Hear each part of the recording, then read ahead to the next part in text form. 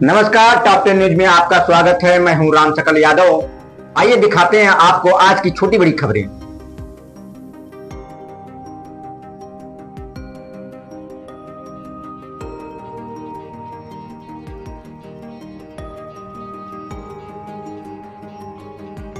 जब उम्मीदें धुंधली पड़ने लगती हैं तब कोई एक रोशनी बनकर सामने आता है। समाजवादी पार्टी के नेता और विधान परिषद सदस्य शाह आलम उर्फ गुड्डू जमाली ने बुधवार को एक बार फिर यह साबित कर दिया कि राजनीति केवल सत्ता ही नहीं बल्कि सेवा का माध्यम भी है।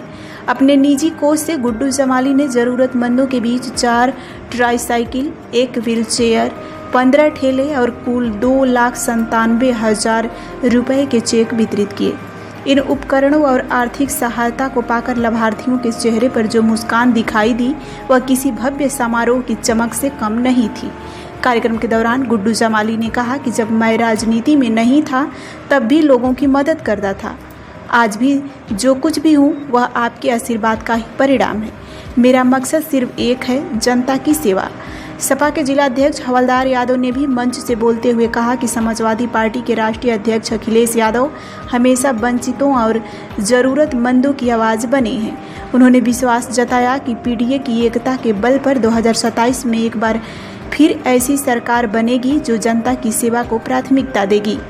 इस कार्यक्रम में करण गौड़, श्यामराज, मोहम्मद अहमद, वसीम अहमद को ट्राईसाइकिल, अलतमस को व्हील चेयर, मोहम्मद शोएब, मोइनुद्दीन अंबिका को ठेला व परमी हरखू को 10,000, संदीप यादव को 7,000, यमन जावेद को 10,000 रुपये का वितरण किया गया।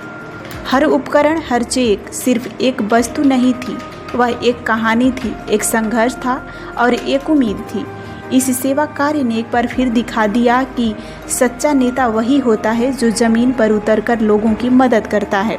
अच्छा लगता है। लंबे समय से आप इस तरह बहुत आनंद मिलता है। दुनिया में मुझे सबसे ज़्यादा खुशी इसी से मिलती है।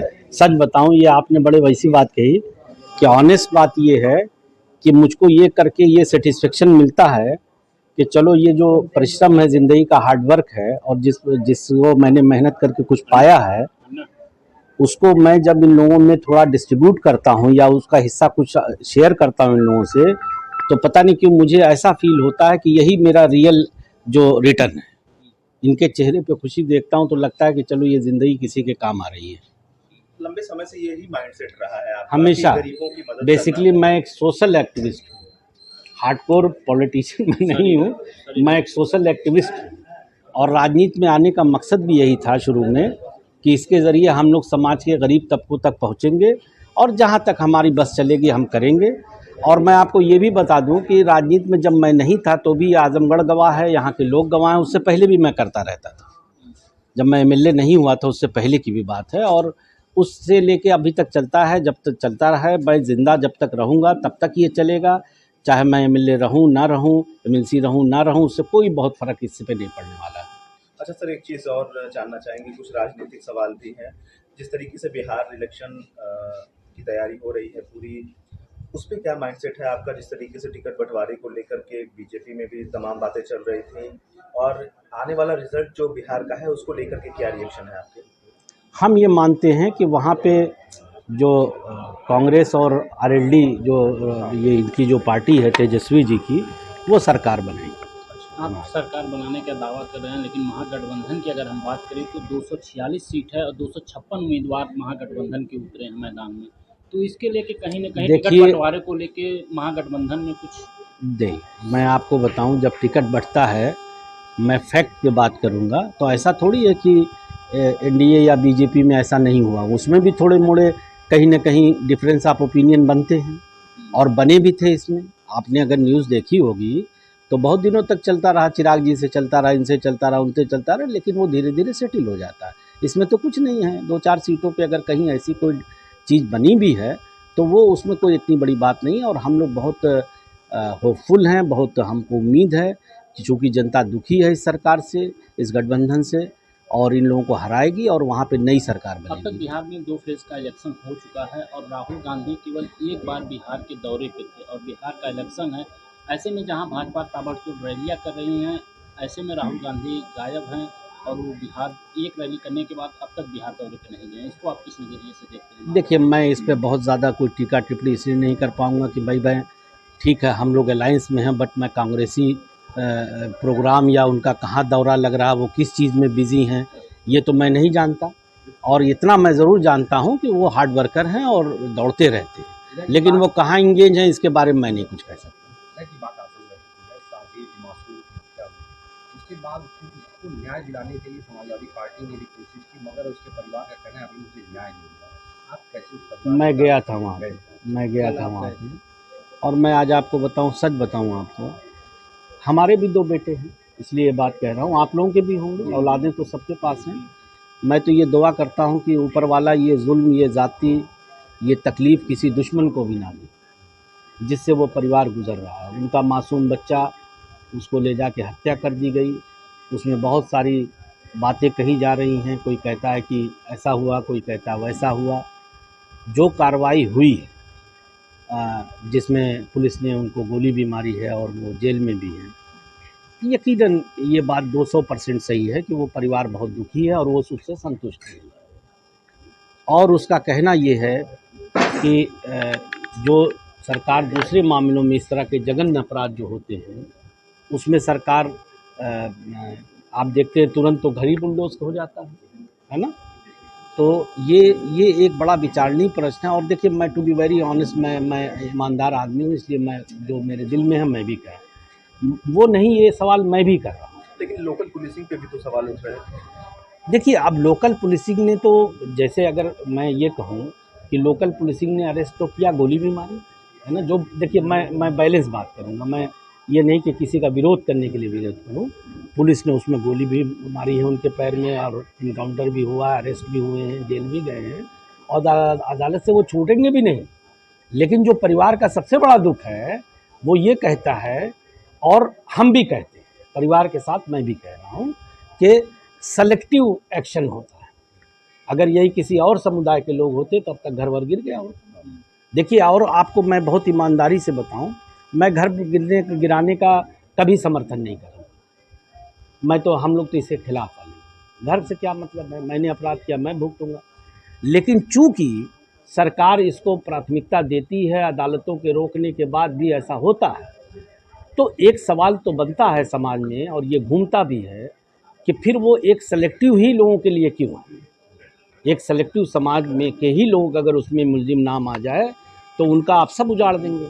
बाकी लोग चाहे जितना भी जघन्य अपराध करें, फिर उसमें कुछ नहीं होगा। तो ये एक प्रश्न तो है ही, अब समाज इसको तय करेगा, आने वाला दिन तय करेगा। एमएलसी साहब, एक सवाल और है कि जिस तरीके से दीपोत्सव के दिन मुख्यमंत्री ने सार्वजनिक मंच से ये कहा कि राम भक्तों पे यही लोग मज़ारों पर जाकर फातिहा पढ़ते हैं, सनातन विरोधी हैं, तो समाजवादी पार्टी पे ये गंभीर आरोप लगाया उन्होंने, तो इसको किस तरीके से काउंटर करते हैं आप?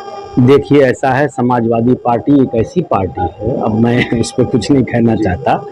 समाजवादी पार्टी एक ऐसी पार्टी है जो समाज के हर धर्मों को इज्जत और सम्मान देती है। देखिए, दुनिया में कोई भी धर्म हो, वो आपस में नफरत करना नहीं सिखाता। अगर सचमुच में आप धार्मिक हैं, एक अच्छा अगर धार्मिक आदमी होगा तो वो पहले एक अच्छा इंसान होगा, और अगर अच्छा इंसान होगा तो उसकी ज़िंदगी में नफरत की कोई जगह नहीं होगी। पहले हम इंसान हैं, उसके बाद कोई इस्लाम मानता है, कोई सनातन मानता है, कोई क्रिश्चियन धर्म में होगा, कोई पंजाबी होगा, कोई कुछ होगा, सिख होगा, मगर पहले हम इंसान हैं।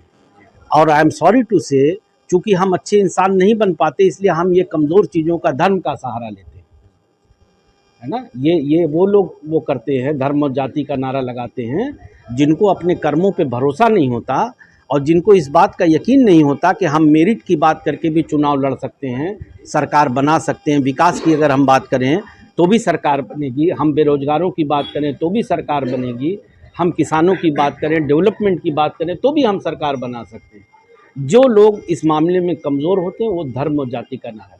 अच्छा, सवाल ये है कि आप बसपा में भी रहे हैं, अभी हाल ही में मायावती ने रैली कर अपना दमखम दिखाया और उन्होंने 27 का आगाज़ ये माना जा रहा है, लेकिन रैली में वो लगातार सपा के ऊपर हमलावर रहे। उनका कहना है कि जिस पीढ़ियों को लेकर सपा साथ चल रही है, उसी काशीराम आवास को सपा वाले नहीं बनवाया, उन्होंने मोदी सरकार को धन्यवाद दिया। इसको लेकर आप किस तरह से देखते हैं?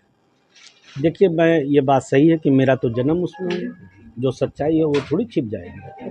मैं तो उसमें ही एमएलए हुआ, 2 बार हुआ, और मैं सिर्फ एमएलए ही नहीं था, मैं उनका फ्लोर लीडर भी था, मैं विधानमंडल दल का नेता भी था बसपा का। तो माननीय बहन जी को हम लोग, मेरे लिए तो वो आदरणीय थी और आज भी हैं और हमेशा रहेंगी। मैं किसी भी दल में रहूं, जिनको नेता कहा, बहन कहा, तो उनका वही आदर सम्मान है। लेकिन मुझको ऐसा पता नहीं क्यों लगता है कि बहन जी को भी कुछ लोग गलत डाटा देते हैं या गलत चीज़ों को बताते हैं। ऐसा कुछ नहीं था। समाजवादी पार्टी की सरकार थी, मैं भी था उस वक्त, एमएलए भी था मैं। हम लोग मुद्दे उठाते थे और बहुत सारे मुद्दे लाते थे सदन में, और उस पर एक्ट भी उस सरकार ने किया था। मैं ईमानदारी से बात कर रहा हूँ। हो सकता है इस सरकार ने भी किया हो, मैं उस पर नहीं कहूँगा कि इन्होंने नहीं किया, उन्होंने किया। मगर मुझे इसमें ये लग रहा है कि बहन जी को कहीं न कहीं भ्रमित किया गया या गलत बात बताई गई है, गलत डाटा दिया गया। जो उन्होंने कहा कि अरे बहुत सारे पेड़ पालो, उस ज़माने में हम लोगों ने वो मुद्दा ले आए थे, हम लोग लाते थे, और उन लोगों ने काम भी किया और सदन में बताया भी कि देखिए हमने ये काम कर दिया। तो ऐसा मुझे नहीं लगता कि मैं और ज़्यादा कुछ नहीं कहना चाहता, लेकिन इतना मैं ज़रूर कहूँगा कि बहन जी को कुछ लोगों ने गलत डाटा दिया और जिसके आधार पे भरोसा करके उन्होंने ये बात कही। सर 27 के को लेकर के क्या रिएक्शन है? लास्ट सवाल। सरकार बनाएगी समाजवादी पार्टी, गठबंधन बनाएगी। जो हमारा गठबंधन है राहुल जी का, अखिलेश जी का, वो सरकार बनाएगी, जनता बनाएगी। जनता दुखी है, नौजवान बनाएंगे वो दुखी हैं, किसान बनाएंगे वो दुखी हैं। क्या आप अपने बच्चे के उज्जवल भविष्य की तलाश में हैं? तो आइए सेंट्रल पब्लिक स्कूल में, जो CBSE 10+2 नई दिल्ली से मान्यता प्राप्त एक प्रतिष्ठित विद्यालय है।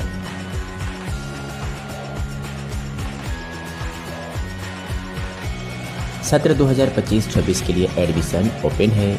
नर्सरी से लेकर कक्षा 9वीं एवं 11वीं तक। साइंस, कॉमर्स और ह्यूमैनिटीज सभी स्ट्रीम सेमी आधुनिक शिक्षा प्रणाली, ऑनलाइन क्लासेस और ई-लर्निंग की सुविधा।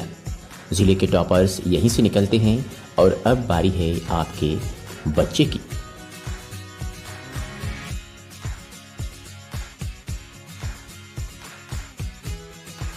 फीस स्ट्रक्चर बेहद ही किफ़ायती। नर्सरी से कक्षा 8वीं तक मात्र 750 रुपये से 1650 रुपये प्रति माह। कक्षा 9वीं 2000 प्रति माह। कक्षा 11 की केवल 2500 रुपये प्रति माह। वाहन की सुविधा 20 किलोमीटर के दायरे में उपलब्ध है।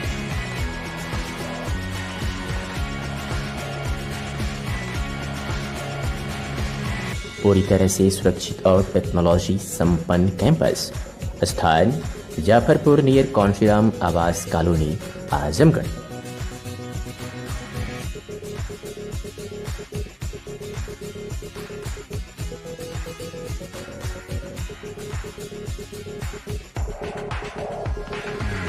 संपर्क करें 8090620567 9335233906 और 9198856542।